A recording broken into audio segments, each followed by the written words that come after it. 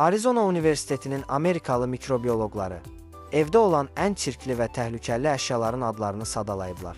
Hər birimizin düşündüyü əşyalar arxa planda qalaraq, təəccübə səbəb olan əşyalar ön planda yerləşiblər. Bu siyahıya mikrob və çirkin ən çox yığıldığı 7 ev əşyası daxildir. Beləliklə sizə bu siyahını təqdim edib, gələcəkdə bu əşyaların dezinfeksiyasında daha diqqətli olmanızı tövsiyə edirik.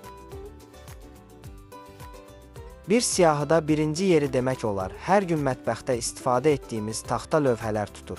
Bu lövhədə aşkar olunan mikrobların sayı unitaz oturacağından 200 dəfə çoxdur. Mikrobiyoloqların tövsiyəsinə görə bu əşyanı istifadə etdikdən sonra qaynar su ilə yaxşı yuyub və hökmən qurulamaq lazımdır.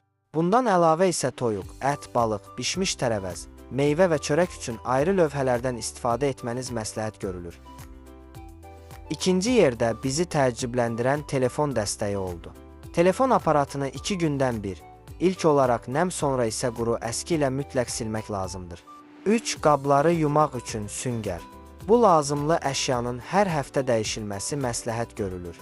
4. Vanna otağının pərdəsi. Onu ayda bir dəfə təzələməyiniz məsləhət görülür. 5. Mətbəx və vanna otaqlarında olan zibil qutuları. Xüsusi dezinfeksiya vasitələri ilə ayda 2 dəfədən az olmamaq şərtlə təmizlənməsi mütləqdir. 6. Qab yuyan maşın. Mikrobların daha çox yığıldığı yer bu əşyanın rezin bərkişmələridir. Rezin yerləri xüsusi dezinfeksiya vasitələri ilə həftədə bir dəfə təmizləmək lazımdır. 7. Paltar yuyan maşın. Bu əşyanın da rezin bərkişmələri çox təhlükəli sayılıb. Xüsusi dezinfeksiya vasitələri ilə həftədə bir dəfə təmizlənməyə vacib sayılır. Unutmayın ki, bakteriyalar üçün ideal ocaq yeri nəm və isti mühit sayılır.